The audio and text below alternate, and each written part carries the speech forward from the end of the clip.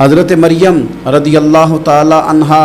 کو اللہ تبارک و تعالی نے بغیر باپ کے جناب عیسیٰ علیہ السلام عطا فرما دیے۔ اب اس بات کو جب لوگوں کے سامنے پیش کیا جائے گا، لوگ کیا رائے دیں گے، یہ بھی تو ایک مشکل کام ہے نا۔ وہ خاتون، وہ پاک باز عورت جس نے اپنی زندگی کے سارے اوقات ہی اللہ کے گھر مسجد میں گزارے، جس کی ماں پاک ہے، باپ پاک ہے، خاندان پاک ہے، اس خاتون کو بغیر باپ کے جب گود میں بچہ لے کے لوگوں کے سامنے جانا ہے تو کن رویوں کا سامنا کرنا ہے، یہ آپ سمجھ سکتے ہیں۔ کسی شاعر نے کہا تھا کہ الجھے الجھے بکھرے بکھرے روز و شب دیکھے گا کون، لوگ تیرا جرم دیکھیں گے سبب دیکھے گا کون۔ لوگ تو ظاہری حالات کو دیکھتے ہیں اور فیصلہ کر دیتے ہیں، سبب کیا ہوا تھا، وجہ کیا بنی تھی، تصویر کا دوسرا رخ کیا، اس پر تو غور ہی کوئی نہیں کرتا۔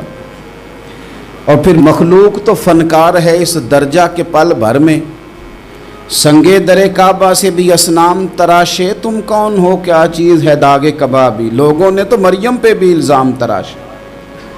بڑے بڑے باعزت باوقار لوگ، اور ذرا سا کہیں کوئی نقطہ لوگوں کو نظر آتا ہے تو لوگ اس نقطے کو بہت بڑا قصہ بنا لیتے ہیں، بہت زیادہ داستان سرائی کرتے ہیں، نیک لوگوں کو بڑی تکلیف پہنچاتے ہیں۔ لیکن اگر وہ شخص سچا ہے اور اپنے رب کی بارگاہ میں وہ صاف ہے تو پھر اسے زیادہ وضاحتیں دینے کی ضرورت بھی نہیں، اور ویسے بھی جب لوگ بہت زیادہ مخالفت کر رہے ہوں تو وضاحتیں دینا کام بھی نہیں آتا،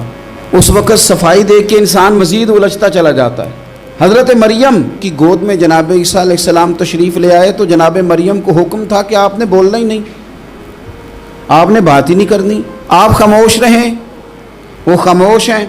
بچہ پنگوڑے میں ہے، قوم کے سامنے ہے تو قوم بڑے سخت نظروں سے دیکھتی ہے، بڑے سخت جملے کہتی ہے، اور انہوں نے کہا کہ مریم یہ بچہ کہاں سے آ گیا، آپ بھی نیک، آپ کا باپ بھی نیک۔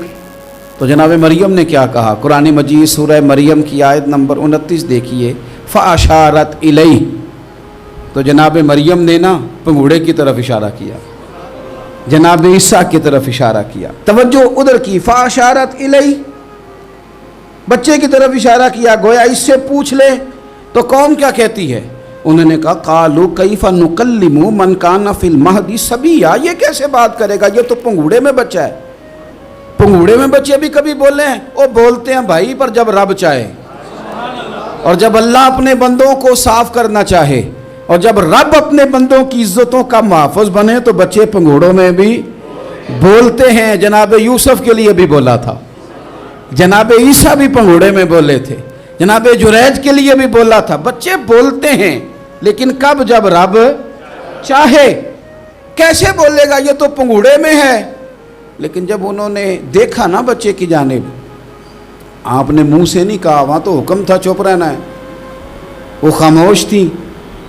پنگوڑے کی طرف اشارہ کر کے کہا اس سے پوچھ لو جو پنگوڑے میں ہے۔ تو جناب عیسیٰ پنگوڑے سے بولے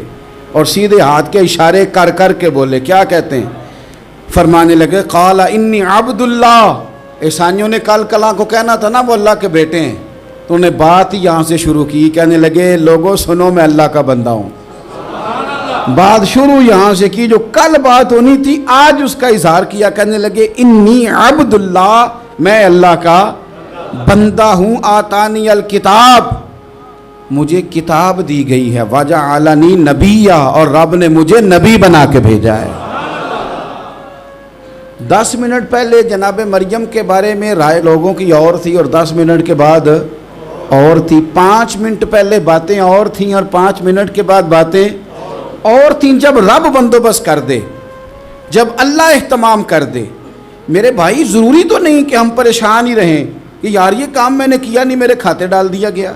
یار اس جرم کا میں مجرم ہی نہیں اور میرے منہ پہ سیاہی ملنے کی کوشش کی جا رہی، یہ میرا کھاتا ہی نہیں اور لوگ مجھے تکلیف دے رہے ہیں۔ ضروری نہیں کہ آپ ہی وضاحت کریں، میرا رب بھی بندوبست فرما دیا کرتا ہے، اور جو اہتمام اللہ کرتا ہے نا، جو بندوبست رب کرتا ہے، آزمائش آ جاتی ہے، بڑے بڑوں پہ آ جاتی ہے، لیکن بعض اوقات بڑی تکلیف ہوتی ہے جب اس بندے کو لوگ کٹہرے میں کھڑا کر دیں جس کا جرم ہی کوئی نہیں، اس شخص سے لوگ سوال جواب شروع کر دیں جس بیچارے کے خیال میں بھی وہ بات نہیں، پھر وہاں وضاحتیں دینا، نہ کردہ گناہوں کی وضاحتیں دینا، یہ بڑا بوجھ بنتا ہے، بڑی تکلیف ہوتی، اور لوگ کرتے ہیں یہ کام۔ پھر اللہ تعالیٰ جب بندوبست فرمائے،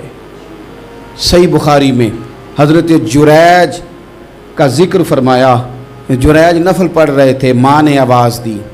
وہ آ نہیں سکے، نماز میں تھے، ماں ناراض ہو گئی، اس نے ہاتھ اٹھا کے کہا اللہ یہ اتنی دیر تک مرے نہ جب تک کسی بری عورت کا منہ نہ دیکھ لے۔ کسی اور کی دعا کے لیے سند نہیں ہے کہ وہ تیرے حق میں ضرور قبول ہوگی، لیکن ماں باپ کی دعا کے لیے میرے نبی پاک نے سند بیان کی ہے۔ سید عالم صلی اللہ علیہ وسلم فرماتے ہیں جب بھی ماں باپ اولاد کے لیے ہاتھ اٹھاتے ہیں رب ضرور قبولیت کا شرف عطا کرتا ہے۔ تو جہاں سند موجود ہے نا، کچھ افتتاح ابا جی سے بھی کرا لینے چاہیے، کچھ کام شروع کرنے سے پہلے صرف اماں سے ہی دعا کرا لینی چاہیے، یہ والا افتتاح بھی بڑے کام کا ہے کیونکہ یہاں سند بیان کر دیا میرے نبی کریم۔ تو جناب جریج کی ماں ناراض ہو گئی، کہنے لگی اللہ اس نے میری بات نہیں سنی۔ اب تھے تو وہ نیک، لیکن رب کریم کی حکمت کا تقاضا ہے، ماں کی دعا کو بھی قبول کرنا تھا، اللہ نے آزمائش میں مبتلا کر دیا۔ والدہ تو چلی گئیں، وہ ایک خیمے میں، ایک کٹیا میں، ایک جھونپڑی میں عبادت کرتے تھے، اللہ کو یاد کرتے تھے، رب رب کرتے تھے، اور لوگ ان کی بڑی تعریف بھی کرتے تھے، لوگ ان کے ارادت مند بھی تھے، عقیدت مند بھی تھے، اہل محبت بھی تھے۔ ایک عورت آ گئی، بس وہ اللہ کی حکمت پوری ہونی تھی، اس نے آ کے پہلے تو انہیں اپنی طرف مائل کرنا چاہا، جب نہ مائل ہوئے تو الزام لگا دیا۔ یہ ہمارے دور کا تقاضا ہے، لوگ پہلے آپ کو اپنے حق میں قائل کرتے ہیں، اپنی فرما برداری میں لانا چاہتے ہیں، اگر آپ نہیں آتے تو پھر وہ آپ کو مجرم قرار دے دیتے ہیں، یا میرے ساتھ چل ورنہ پھر میں تیرے خلاف پراپوگنڈا کروں گا۔ دو ہی باتیں، پہلے اس نے قائل کیا، جب جناب جنیج قائل نہ ہوئے تو اس نے قریب ایک چرواہا تھا، اس چرواہے کے ساتھ جا کے منہ کالا کیا، مقررہ وقت پہ بچہ پیدا ہو گیا۔ لوگوں نے کہا کس کا ہے؟ کہنے لگی اس خانقاہ میں، اس حجرے میں عبادت کرنے والے کا ہے۔ اگر کسی دیندار پر ذرا سا بھی الزام لگ جائے تو آپ یقین کریں کہ بڑے بڑے خوفناک لوگ بھی نیک ہو جاتے ہیں، جن کا اپنا سارا ماضی کالا سیاہ ہو وہ بھی اجالوں کے راہبر بن جاتے ہیں، جن کی اپنی زبانیں ساری زندگی آلودہ رہی ہوں وہ بھی بڑے بڑے اعلیٰ سچ بولنے لگتے ہیں۔ اعلیٰ کچے میرے مکان کی دیوار کیا گری، لوگوں نے تو میرے صحن میں رستے ہی بنا لیے۔ بڑے لوگ آ جاتے ہیں، پھر بڑا کچھ کرتے ہیں اور بڑے بڑے خوفناک جملے کستے ہیں، بس کو نقطہ جو ہاتھ آ گیا، ایسے جیسے گرنے کا انتظار کر رہے تھے۔ اب جناب لوگ اٹھے، احتجاج شروع ہو گیا، شور پڑ گیا، یہ بابا بڑا نیک بنتا تھا، نفل پڑھتا تھا، عبادتیں کرتا تھا، دیکھو اس کا حال کیا ہے کہ اس نے ناجائز بچہ پیدا کیا۔ بغیر تحقیق کے میں کہہ چکا ہوں کہ الجھے الجھے بکھرے بکھرے روز و شب دیکھے گا کون، لوگ تیرا جرم دیکھیں گے سبب دیکھے گا کون، لوگ تیرا جرم دیکھیں گے سبب کوئی غور نہیں کرتا کہ وجہ کیا تھی۔ او بھائی کچھ تو مجبوریاں رہی ہوں گی، یوں ہی کوئی بے وفا نہیں ہوتا۔ الزام لگا دیا، شور ہوا، احتجاج ہوا، دنیا کٹھی ہوئی، ان کا انہوں نے حجرہ گرا دیا، مارا بھی، پیٹا بھی، ایک نیک آدمی کو بدنام بھی کیا، برا بھلا بھی کہا، گالیاں بھی دی، جو کر سکتے تھے کیا۔ اب جب سزا دینے لگے نا تو جناب جریج کہنے لگے تھوڑی سی اجازت دیتے ہو، مار تو تم نے دینا ہی ہے۔ کہا جناب ٹھیک ہے دیتے ہیں۔ انہوں نے کہا صرف 2 نفل پڑھنے ہیں۔ اب وہ نفل پڑھ رہے تھے تو لوگ اس وقت بھی کہہ رہے تھے فراڈ ہی کر رہا ہے، دھوکہ ہی دے رہا ہے، چونکہ ذہن بن گیا نا، بدگمانی آ گئی۔ انہوں نے 2 نفل پڑھ کے ہاتھ اٹھائے، کہا اللہ جانا تو میں نے ہے، پر اس رسوائی کے ساتھ جنازے تک نہیں خراب ہو جاتے، قبریں تک نہیں لوگ بدنام کر دیتے، کہ اللہ جانا تو ہے پھر اس رسوائی کے ساتھ، تو میری مدد فرما، اب تو میرا کیس تیری ہی عدالت میں ہے، تو رحمت کا دروازہ کھول۔ ہاتھ اٹھائے، دعا مانگی، نفل پڑھے، پورے مجمع پہ نظر دوڑائی، کوئی نہیں تھا سپورٹ کرنے والا۔ کل تک جو کہتے تھے نا تیرے لیے جیئیں گے، تیرے لیے مریں گے، ساری عمر ہی آٹا گدہ ہے، لکھاں کیتے نہیں پیڑے، اب وقت آیا ہی تے محمد بخشا کوئی نہیں ہو بیٹھا نیڑے، ایک بندہ بھی نہیں تھا ووٹر سپورٹر ساتھ دینے والا کوئی نہیں تھا۔ تو جناب جنیج بچے کی طرف اشارہ کر کے کہنے لگے کوئی نہیں بول رہا، تو ہی بول کے بتا دے تیرا باپ کون ہے، تو ہی بول کے بتا دے کون ہے۔ اللہ اکبر، میرا رب جب چاہے تو بچے بولتے ہیں، رب چاہے تو گونگے بولتے ہیں، رب جب چاہے تو پھر پتھر بھی بولتے ہیں۔ جب کہا نا تو ہی بتا تو بچہ بولا اور بول کے کہنے لگا میرا باپ جریج نہیں، میرا تو وہ ہے جو بکریاں چرانے والا ہے، وہ میرا باپ۔ جب رب کریم نے توفیق دی تو بچہ بول پڑا۔ جب رب بندوبست کرتا ہے کسی کی عزت کی حفاظت کا تو پھر کوئی اسے رسوا کر سکتا؟ یاد رکھنا، جب رب محافظ ہو تو پھر لوگوں کا پراپوگنڈا وہاں کچھ کر سکتا؟ لوگ کئی دفعہ بڑا گہرا جال بنتے ہیں، سازش کا رنگ بڑا گہرا ہوتا ہے، عام سادے آدمی اس کو سمجھ نہیں پاتے، اس پراپوگنڈے کا حصہ ہو جاتے ہیں، انہیں پتہ ہی نہیں چلتا یہ بات دراصل کیا کی جا رہی ہے۔ یہ کتنی گہری حسد کی آگ ہے جس کو لوگ بغض کے ساتھ ہوا دے رہے ہیں، اپنی عداوت کے ساتھ اس کو زیادہ جلا رہے ہیں۔ حضرت سیدنا عائشہ صدیقہ رضی اللہ تعالیٰ عنہ بیان کرتی ہیں، اور لطف کی بات یہ بھی بخاری میں موجود ہے۔ میں نے جناب جنید کا قصہ عرض کیا تو بخاری سے، یہ عرض کر رہا ہوں تو بخاری سے۔ یہ واقعہ میں حضور کی امت کے کسی ولی کا بیان کرتا تو لوگوں نے کہنا تھا ہماری سمجھ میں نہیں آتا۔ بعض لوگوں کا خیال ہے کہ داتا صاحب کی کرامت بھی نبی پاک کی بیان کریں۔ او خدا کے بندوں کو خیال کرو، داتا صاحب تو کئی سو سال بعد آئے ہیں، وہاں اگر کوئی کرامت ہوگی تو حضور بیان کریں گے؟ اگر نبی کریم نے پچھلے بنی اسرائیل کے ولیوں کی کرامتیں بیان کر کے تمہیں بتائی ہیں تو اس کا معنی یہ ہے کہ اگر وہاں اللہ یہ شان عطا کر سکتا ہے تو تم تو امتوں کی سردار امت ہو، ان پر تو نیرا فضل ہے، تم پر تو رب کا فضل کبیر ہے۔ تو بس لوگ سمجھنے کو تیار نہیں، پچھلوں کی مان لیتے ہیں۔ جناب آصف بن برخیہ کی کرامت جو سورہ نمل میں آئی وہ تو مانیں گے، پر غوث پاک کی کرامت یہ پتہ نہیں عجیب فلسفہ ہے اور کس طرح کا فلسفہ ہے، یہ سمجھ سے بالاتر ہے کہ بنی اسرائیل کا کوئی ولی ہو تو اس کی کرامت ہو سکتی ہے اور نبی پاک کی امت کا ہو تو اس کی ہو ہی نہیں سکتی۔ کیا معنی ہے اس بات کا؟ اور لوگ ہیں کہ داد و تحسین دے رہے ہیں، واہ واہ کر رہے ہیں۔ اللہ تعالیٰ سمجھنے کی توفیق عطا فرمائے۔ حضرت عائشہ صدیقہ رضی اللہ تعالیٰ عنہ فرماتی ہیں ایک عورت تھی اور اسے نبی پاک صلی اللہ تعالیٰ علیہ وسلم نے وہ کلمہ پڑھ کے مسلمان ہوئی، مدینہ طیبہ آ گئی تو حضور نے مسجد نبوی شریف میں اس کے لیے مکان، ایک سادہ سا کمرہ ساتھ مسجد کے بنوا دیا، وہیں رہنے لگی۔ اکثر وہ سیدہ طیبہ کے پاس آتی تو حضرت عائشہ صدیقہ رضی اللہ تعالیٰ عنہ فرماتی ہیں وہ بڑی باتیں سناتی اور آخر میں کہتی وہ ہار والا دن بھی بڑا عجیب دن تھا اور میرے رب کی قدرتوں کا دن تھا، وہ بھی بڑا عجیب دن تھا۔ سیدہ عائشہ صدیقہ رضی اللہ تعالیٰ عنہ ایک دن فرمانے لگی کہ تو ہار والے دن کا بڑا ذکر کرتی ہے، وہ کیا دن تھا؟ تو خاتون کہنے لگی اماں جی وہ دن تھا جب میرے رب پر بھروسہ اور مضبوط ہو گیا، جس دن میرا اپنے رب پر توکل اور بڑھا، میرے ایمان میں یقین میں اور پختگی آئی۔ کہنے لگی میں ایک گھر کی کنیز تھی، نوکرانی تھی، اس گھر میں ایک بچی تھی جس کے پاس سونے چاندی ہیرے جواہرات کا ہار تھا۔ اس زمانے میں نا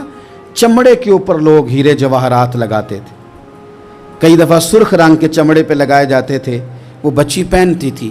تو کہتی ہوں بچی کے اس نے اتار کے رکھا یا اس سے گرا وہ ہار تو چیل اسے اٹھا کے لے گئی گوشت سمجھ کے اور میرے سامنے اٹھا کے لے گئی۔ گھر والوں نے مجھ سے پوچھا، یہ بخاری میں موجود ہے، گھر والوں نے پوچھا مجھ سے کہ وہ ہار کہاں ہے تو میں نے کہا چیل اٹھا کے لے گئی۔ گھر میں کچھ چوری ہو جائے تو سب سے پہلا الزام کس پہ لگتا ہے؟ ملازمین پہ۔ کہتے انہوں نے مجھے بڑا مارا، بڑی تکلیف تھی، حتیٰ کہ میری شرمگاہ تک کی تلاشی لی، میری عزت اتنی خراب کی میں بتا نہیں سکتی۔ میں نے اپنی زندگی میں ایک واقعہ دیکھا، ایک امیر گھر میں چوری ہو گئی، ملازم کو اتنا مارا کہ وہ چارپائی پہ پڑ گیا، پولیس والوں سے اتنی مار پروائی گئی کہ وہ بیچارہ چارپائی پہ پڑ گیا اور پھر وہ اتنا بیمار ہوا اور کچھ دنوں کے بعد پتہ چل گیا کہ چور تو اپنا بیٹا ہے ان کا، پھر اس کا انتقال ہو گیا۔ اب وہ سیٹھ صاحب اور گھر والے آ کے مرنے والے کے کان میں معافیاں مانگ رہے ہیں، کان میں۔ تو میں نے ان سے پھر کہا تھا کہ یہ تو اب چلا گیا ہے، تمہارا زور چلتا تھا نا تو تم نے قانون خریدا اور تم نے اسے جس نہ ہو سکا تم نے اسے مار پڑوائی، تمہارے پاس جو عدالتیں تھیں تم نے وہاں کارروائی کی، اب ایک عدالت قیامت کے دن لگے گی۔ یہ کمزور تھا نا، کچھ کر نہیں سکا۔ میرے نبی پاک صلی اللہ علیہ وسلم نے فرمایا سن لو، اگر سینگ والی بکری نے بغیر سینگ والی بکری کو تکلیف دی ہوگی نا تو قیامت کے دن اسے بھی بدلہ دینا پڑے گا کہ تیرے پاس سینگ تھے اور تو نے اسے مارا تھا۔ وہ خاتون عرض کرتی ہے سیدہ عائشہ کی خدمت میں کہ مجھے بڑا مارا، مجھے تکلیف دی، میں کہہ رہی تھی کہ میرے سامنے چیل لے گئی ہے پر وہ نہیں مان رہے تھے، اماں جی انہوں نے مجھے بڑا مارا۔ حضرت عائشہ صدیقہ کہتی ہیں پھر کیا ہوا؟ کہنے لگی اماں جی جب کوئی میرا مددگار نہ رہا، مجھے تکلیف دے رہے تھے، رسوا کر رہے تھے، تو میں نے اپنے رب سے مدد چاہی، میرے رب کی طرف میں نے توجہ کی، میں نے کہا مالک اب تو ہی میرا مددگار ہے۔ کہتی ہے وہ مجھے مار رہے تھے تو وہ چیل جو ہار لے گئی تھی وہی لے کے واپس آ گئی، اور ہمارے سروں کے قریب لا کے اس نے جب اس ہار کو پھینکا، وہ مجھے چھوڑ کے سائیڈ پہ ہوئے، وہ میری بے گناہی جان گئے، لیکن آپ کو بتاؤں اس دن سے میرا اپنے رب پر یقین اور بڑھ گیا۔ مجھے سمجھ آ گئی کہ جب انسان پورا ٹوٹ جاتا ہے اور جب کوئی چاروں جانب اس کا مددگار نہیں ہوتا تو رب تو ہوتا ہے نا، اللہ تو اس کا مددگار ہوتا ہے نا، وہ تو پھر اپنے اس بندے کی مدد کرتا ہے نا، پھر وہ تو توانائی دیتا ہے نا، وہ تنہا نہیں چھوڑتا، وہ تو آنسوؤں والوں کے آنسوؤں پہ بڑا کرم فرماتا ہے، وہ تو قسم پرسی میں آ جاتا ہے، اس کی رحمت بڑھ کے استقبال کر لیتی۔ تو بھائی